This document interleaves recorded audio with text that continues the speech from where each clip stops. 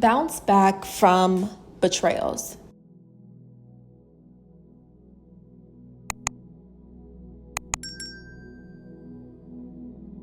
And what actually inspired this video today, and it's going to be depicted in the background, is the film Catwoman. I don't know why, but this film recently came back to my remembrance, and I was like, let me go back and study, like the purpose of the film, who the protagonist was, which was evident. It was Catwoman, and then the antagonist, and, just dissecting the film a little bit more.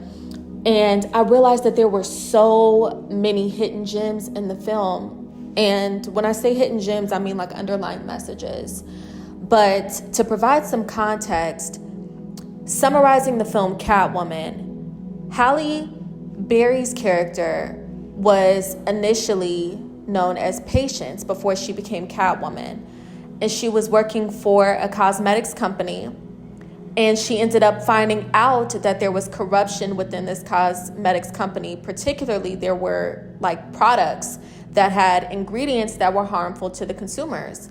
And when she found out about this, they ended up unaliving her. And that was symbolism in itself, because it's symbolic to the phrase, curiosity unalive the cat. The film actually had so many hidden gems when I went back to, study it, and the different messages. So I was like, oh, wow, they kind of started off with a bang with that one. But furthermore, which was essentially the meat of the film, was her coming back to life, her being resurrected. And when she came back with a vengeance. She evolved from this very timid worker who didn't really know herself, didn't really have much power, much say-so, very naive in a sense. And that's what led to her unaliving and her company capitalizing on that naivete. But once she ended up converting to Catwoman after her resurrection, she was way more powerful. Definitely sure of herself, someone who made it her mission at that point to seek out vindication and justice.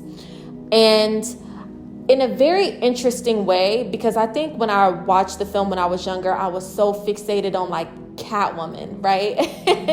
The beauty of Catwoman and just how powerful and alluring and mysterious she was, and how she just walked with a je ne sais quoi, But ironically enough, this is a great message when we talk about navigating toxic workplaces.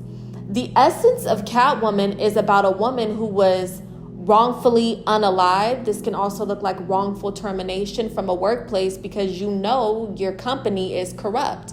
So they make you out to be the sacrificial lamb. And in one of my most recent analyses, I talked a little bit about do not be the professional pawn. And I think in another, maybe it was a TikTok that I posted some time ago, I talked about not being the sacrificial lamb in certain spaces. And I feel like this film was a perfect depiction of this talking point. When you are navigating professional spaces, you have to understand how allegiance works. So in several of my videos, and I strongly encourage you guys to go back and watch my recent analysis where I talked about don't be the professional pawn. But I broke down this pyramid, this professional pyramid, and how it operates. People who are at the top of the pyramid are more so interested in staying at the top. When they bring aboard new members who are typically at the bottom of this pyramid, they're not interested in those individuals moving up the ladder, because it will be a threat to their position. Instead, they cycle through these talents. Now, how someone moves themselves up this pyramid is they go through a series of tests. In my most recent analysis, I refer to these things as tap dancing, because it can be a form of that. And this is why a lot of the time people experience the rubber meeting the road, and they have to face the harsh reality that performance is not always what gets you to the top of the pyramid. There are certain cases where your allegiance to someone or something is what moves you up that pyramid. And what happens when your allegiance it's not rooted in integrity. So this is another reason why I'm always cautioning people of putting all of their eggs in the social climbing basket. I stated this a long time ago. Although I understand the sentiment of it, it's a way for people to evolve and maybe separate themselves from parasitic persons in their immediate environment. You want to make sure that you're not becoming the parasite yourself. But I also want to add to not becoming a parasite yourself. I want to caution people that when you have this ideology of social climbing, do not only prepare for opportunities to prosper, also be on the lookout for predatory personalities. Because the harsh reality, once you start getting into these spaces and you start coming up against these different groups, you realize that it's more predatory than it is, welcoming. So with that being said, if you are not in allegiance to, how can I say this? If you refuse to be in allegiance to the person who's at the top of the pyramid, you will become the sacrificial pawn. And that was what was presented in the film Catwoman, where Patience was unalived. So here's a test that you would typically go through. And this is specific to corrupt professional spaces. This is not all professional spaces. I stated this before. Although professional pyramids are about depicting a structure, right? Because you have people who work within certain departments, and the higher you move up the department, it's typically more intense, right? It starts at the top and then it trickles down to the bottom, because whoever is at the top is who typically calls the shots. So with that being said, professional pyramids are inherent. And I also want to let it be known that every professional pyramid does not operate in corruption. But there are some that do. And it's important that we face, the facts. So in an instance where your allegiance to a corrupt professional pyramid is being tested, if you do not tap dance, if you do not allow this person to take you through a series of compromising positions, you will be knocked off of the board. Now, what I loved about the film Catwoman is it depicted the importance of stepping into your power, but not becoming like the people who took advantage of you. So it's possible for you to bounce back from betrayals, but it's also possible for you to do it in a way that is in alignment with your moral code, your integrity, and your overall character. You don't have to become people that have wronged you and have sabotaged you in the past. You just have to step into your own power. And you have to be able to peep the play that people are trying to, utilize against you, to sabotage you, to put you in a compromising predicament. Now, a very interesting thing about the film that stood out to me is the play on feline symbolism. So I feel like Patience's character, which is yet again Halle Berry, but before she became Catwoman, it was more of like a kitten. But when she evolved into Catwoman, I feel like she had more of like a lioness kind of a vibe.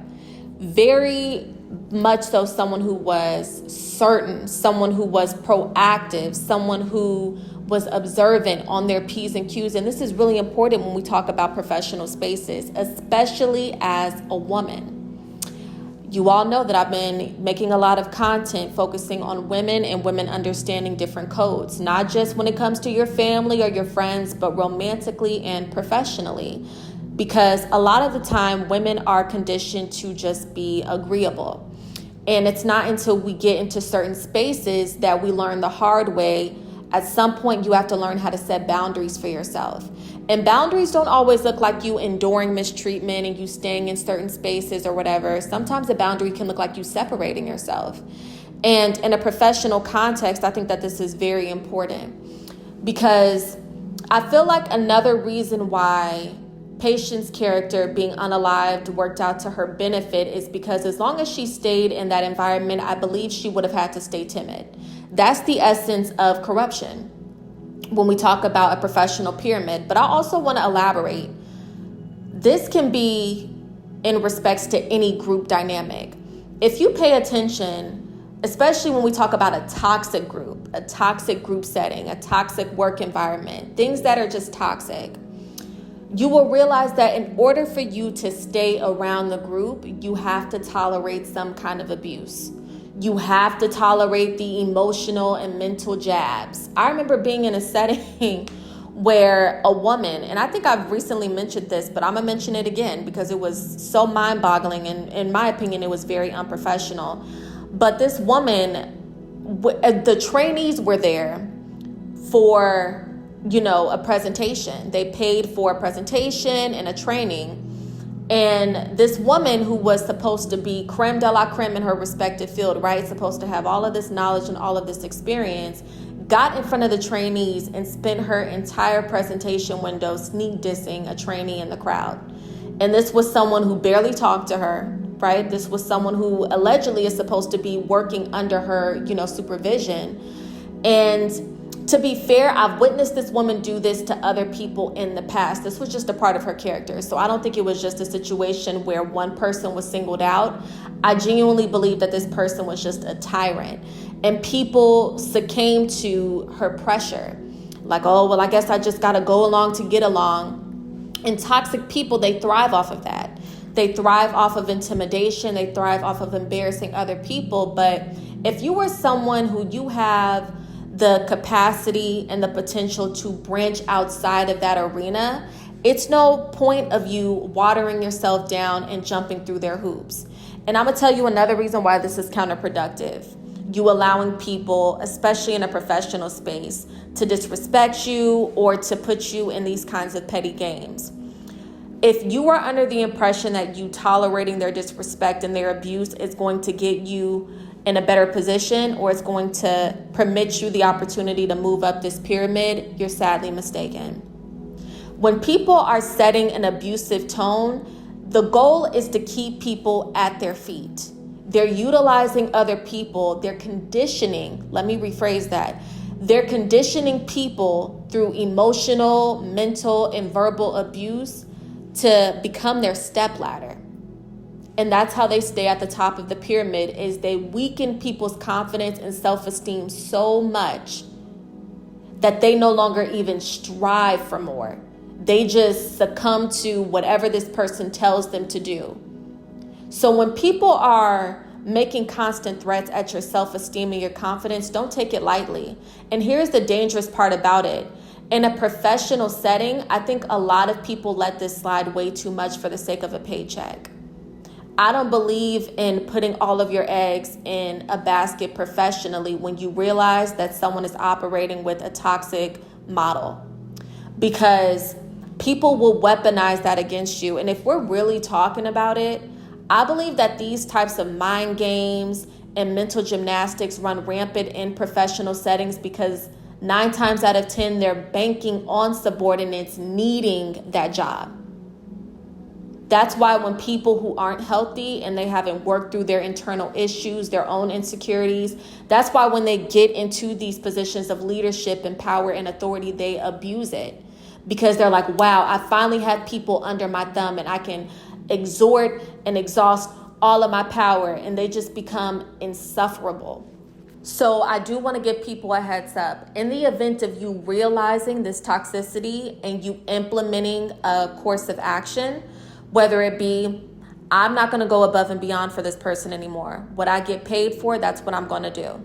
I'm not going to allow this person to milk me dry of my ideas and then they take credit for it and I don't receive anything in return.